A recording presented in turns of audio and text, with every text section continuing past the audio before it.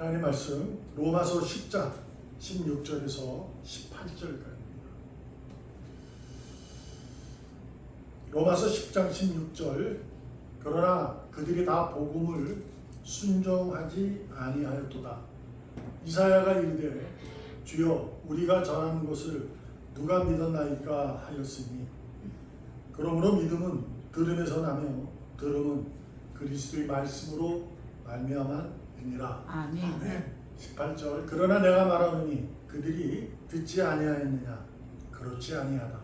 그 소리가 온 땅에 퍼졌고 그 말씀이 땅끝까지 이르렀도다 하였느니라. 아멘. 아멘. 들어야 믿는다. 믿음은 들음에서 난다. 들려야 믿는다라는 말씀입니다. 하나님의 말씀이 들려야 믿음을 가질 수 있다라는 의미가 되는 거죠. 우리가 듣는다는 그 개념, 성경에서 말씀하는 바울이 하나님의 성령님께서 주신 감동에 의해서 믿음은 들음에서 난다, 들려야 믿는다 이렇게 전하고자 하는 이유를 우리가 잘 새겨 들었으면 좋겠습니다. 오늘 본문에서도 조금 이제 의아한 부분이 있어요. 16절에는 주여 우리가 전한 것을 누가 믿었나이까? 그러니까 바울이 이사야서에 구약에 있었던 이사야서의 그 내용을 가지고 이제 증언하는 거죠. 그 당시 성경에 보니까 주여 우리가 전한 것을 누가 믿었습니까? 이사야가 이제 회개하라, 회개하라. 그렇게 이제 이스라엘 백성들에게 전했을 때 그들이 믿지 않았습니다. 라고 하자 17절이 있는데 이것은 생뚱맞잖아요. 믿었습니까? 이렇게 물어보는데 믿음은 들음에서 난다. 들음은 그리스도 말씀을 말미암다. 이것은 결론이잖아요. 18절에 가서 16절, 18절 그리고 17절이 가운데 껴있는데 이렇게 되는 거죠. 18절에 이사야가 누가 들었습니까? 하자 그들이 듣지 아니했다. 그러냐? 아니다는 거예요. 그들은 들었다는 거예요. 왜요? 그 소리가 온 땅에 퍼졌고 그 말씀이 땅 끝까지 이르렀도다 한 거예요. 그러니까 이사야가 복음을 전했어요. 우리가 잘못했다. 하나님 회개하자 라고 하는 거죠. 근데 그들이 듣지 않는 거예요. 근데 17절에 들으면 한다 이렇게 얘기를 하는 거예요. 결론을. 그리고 18절에 가서 아니다. 그들이 들었는데 못 들었다. 이렇게 하는 거죠. 안 믿었다는 거예요. 왜? 안 들렸다고 얘기하는데 다 전해졌다라는 얘기를 하면서 결론은 17절에 가서 내고 있는 거죠. 그러므로 이 말씀이 왜 중간에 껴있을까라는 거죠. 16절하고 18절이 나오고 그 다음에 17절이 나와야 이게 어느 정도 이해가 쉬울 텐데 왜 그랬을까라는 거죠. 자, 무엇보다 우리가 먼저 생각해 볼 것이 있어요. 들어야 믿는다. 그렇죠? 자, 예수님의 제자들은 12명이었어요. 12명이 예수 제자로 이렇게 있었죠. 따라다니는 제자. 그리고 수많은 다른 제자들도 있었어요. 따르는 무리들이 있었고 부활할 때서 만난 이는 500여 명 됐다고 하니까 뭐 더 많았을 거예요. 그러나 만난 건 500명. 하여튼 우리가 제자 그러면 12명을 떠올리게 되죠. 근데 12명이 유대인이었다는 거예요. 전부 유대인은 아니었지만 유대인이었어요. 근데 그들은 주님을 따랐어요. 무엇으로 따랐냐? 주님이 그리스도임을 믿고 따른 거예요. 맞잖아요? 근데 그리스도가 십자가에서 죽으니까 다 도망을 버렸어요. 이것이 우리가 오늘 본문에 대해서 이해할 수 있는 부분이고 여러분과 제가 신앙을 가지고 살아가는 이유가 그 내용이 무엇인지를 알 수 있는 거예요. 어떤 의미냐면 제자들이 12제자들이 예수님이 주님임을 믿고 따른 거예요. 그러니까 주님의 말씀을 듣고 그분이 하는 선한 행위 그리스도의 사역을 보고 믿고 따르는 거죠. 아, 저분이 그리스도다라고 따라가는 거죠.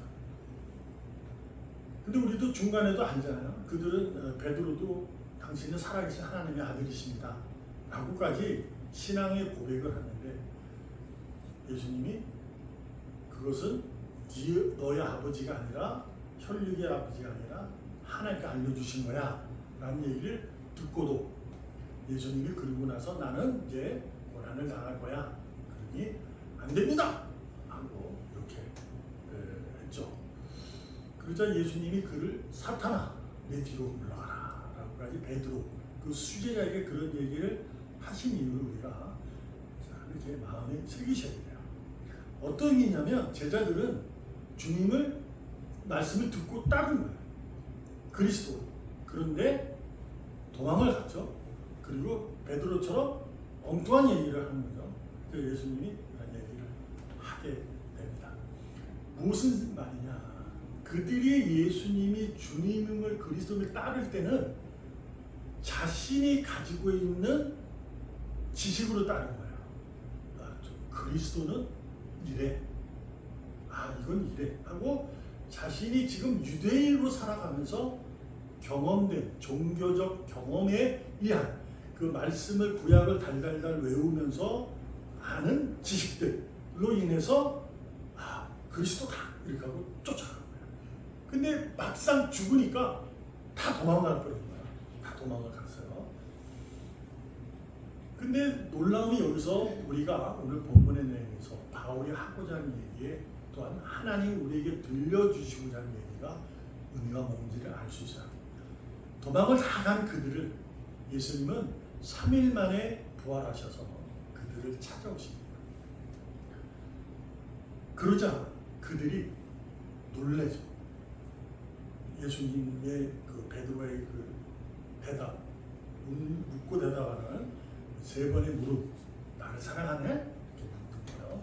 그렇습니다. 라고 하는 거예요. 그 어떤 의미일까요? 자, 우리가 아셔야 돼요. 말씀을 들을 때 자신이 죄인임을 알 때 주님을 그리스도로 믿게 되는 거예요. 그러니까 제자들이 주님의 말씀을 듣고는 그가 그리스도임을 믿었어요. 따랐는데 자신들은 죄인이 아닌 거야. 의인인 거야.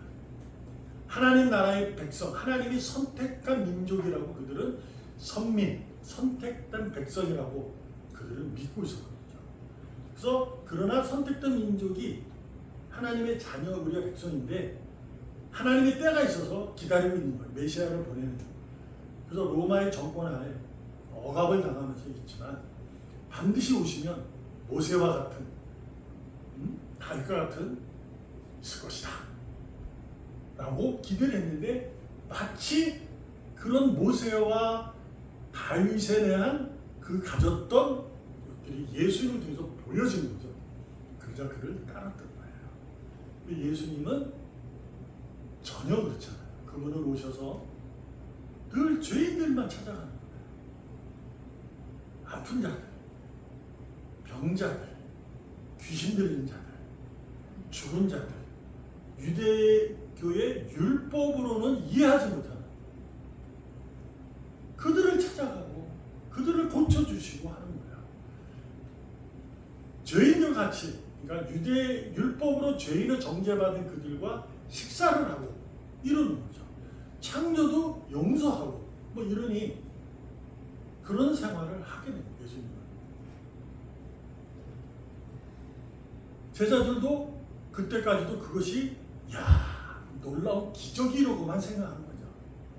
아 반드시 이 나라를 다시 세우실 거다라고 믿었다가 있을 때 예수님 부활하시고 나서 그들을 만나 성령이 오시자 그들은 자신들이 누군 줄 알았냐면 죄인임을 알게 되는 거죠.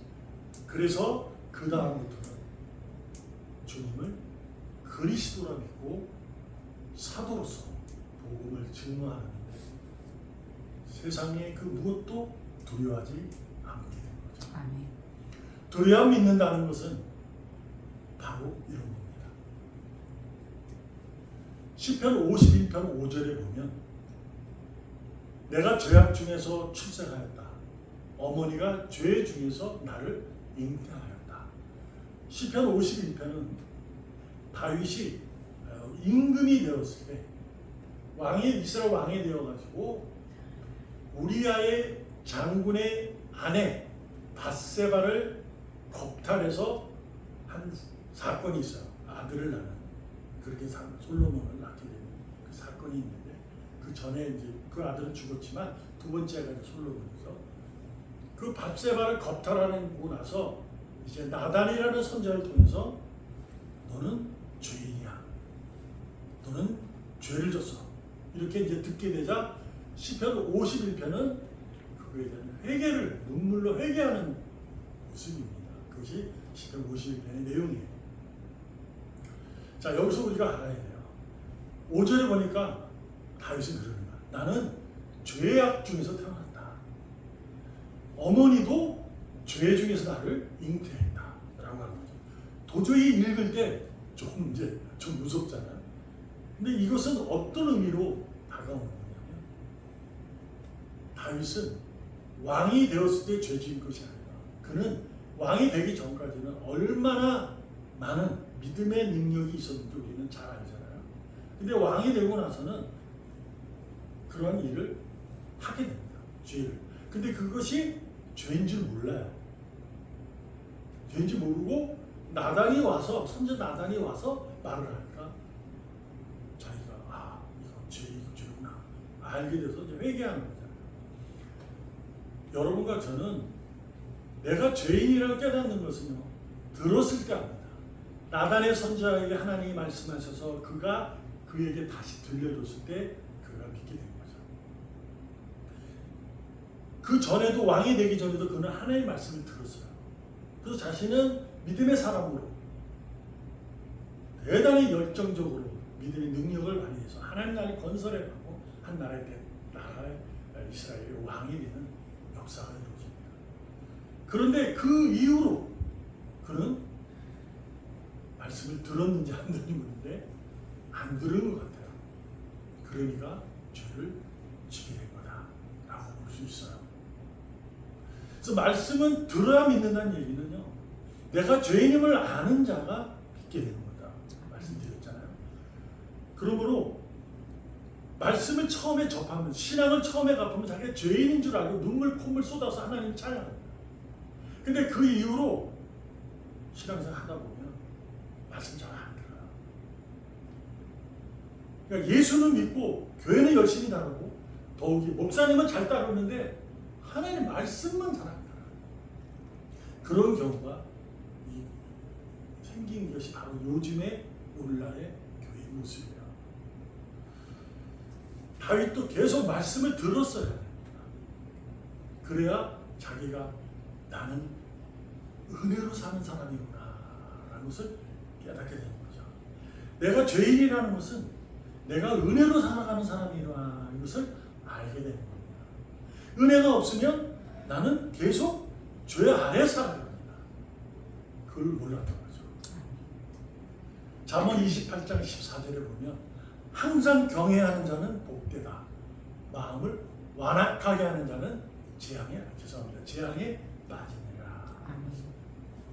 하나님을 경외하는 자는 복이 있는 자예요. 근데 우리 잠언에 보면 항상이라고 합니다. 이 항상이라는 것은 그날까지예요. 그리고 마음을 완악하게 하는 자. 이것은 어떤 것일까? 이것이 바로 그 사람이 교회 밖에 있는 하나님을 버림받은 자들일 수 있어요. 그러나 하나님을 경외했던 자들이에요. 근데 마음이 어떻게 돼요? 완악하게 돼요. 뭐가 생기는 거냐면 자기 믿음이 생기는 거예요. 자기의 선함이 생기는 거예요. 자기 선함이 생기다 보니까 그 다음부터는 자기가 옳은 대로 행하는 거예요. 은혜가 없어요. 그 이후부터는 은혜가 없게 됩니다. 그래서 잠언에 보면 항상이라는 단어가 있고 여러분도 저도 말씀을 들어야 믿을 때는 그날까지 들으셔야 돼요. 아멘. 지난주에 말씀드렸던 것처럼 한 주가 있을 때 평일에 대한 하나님 우리에게 주셨을 때 그 기쁨, 평일에 대한 놀라운 역사를 여러분들이 답을 찾아가셔야 된다. 내가 있는 곳에서 내가 답을 찾아가는 거예요. 그러나 주일날 꼭 모여서 예배를 드리는 것은 무슨 특별해서 그래요. 말씀을 들을 수 있는 특별한 은혜가 있기 때문에 그렇습니다. 그래서 우리가 내가 의인이라는 사실이라는 그 기쁨을 안다면 늘 말씀을 들으셔야 돼요. 아멘. 그 들어서 자신의 삶을 체크해야 돼요. 뭘로? 은혜로. 왜 그러냐면 하나님 우리에게 이렇게 얘기해요. 너는 이 땅의 빛이다. 아멘. 말씀 꼭 부탁 꼭 합니다. 왜요? 너는 빛을 비춰야 된다. 아멘. 근데 여러분 아셔야 돼요. 빛을 비출 수 있는 것은 참 빛 대신 주님이 내게 빛을 비추어 줬기 때문에 내게서 그 빛이 나는 겁니다. 아멘. 그러므로 우리는 참빛, 그것이 은혜와 진리가 충만한 거야. 그래서 그 빛이 내게 비추어져야 돼요. 그래야 내가 빛이 나는 거야. 여러분, 저는 하나님의 사랑에 그 빛을 비추어줘야 돼요. 교회 다니는 사람으로 살아가지 말고 나는 예수 믿어 그렇게 말로 하지 말고 내 삶 가운데서 하나님의 사랑의 참 빛이 비추어져서 나를 통해 보면 하나님의 살아계심을 보게 되는 그러한 삶을 우리가 살아야 될 줄 믿습니다. 아멘. 바울이 10장에서 하고 싶은 얘기는 바로 이겁니다. 믿음의 의로움에서 나는 거예요. 그래서 하나님의 믿음의 사람이라는 것은 하나님의 의로움이 드러나는 삶을 증언하고 싶어서 그렇습니다. 오늘도 여러분과 제가 가장 소중하고 존귀하고 보배로운 그 빛을 빛내기 위해서는 여러분의 선함과 나의 완악한 마음에 가진 모든 것들을 버리셔야 돼요. 그래야 그 빛이, 그 참 빛이 나를 비추어지게 될 것인 줄 믿고 아멘. 오늘도 빛을 비추어 하나님의 살아계심을 보여주는 믿음의 능력자들이 되기를 축복합니다. 아멘. 기도합니다. 살아계신 하나님 감사합니다. 오늘도 우리는 그날까지 의로 살기를 원합니다. 오늘도 그래서 은혜를 베풀어 주시는 주님 감사 찬양합니다. 세상에서 재주 있기보다 하나님 나라의 백성으로 그 사랑의 빛을 비추는 겸손함이 있게 하여 주시옵소서. 아멘. 살아계시는 예수님의 이름으로 감사하며 기도합니다. 아멘. 아멘.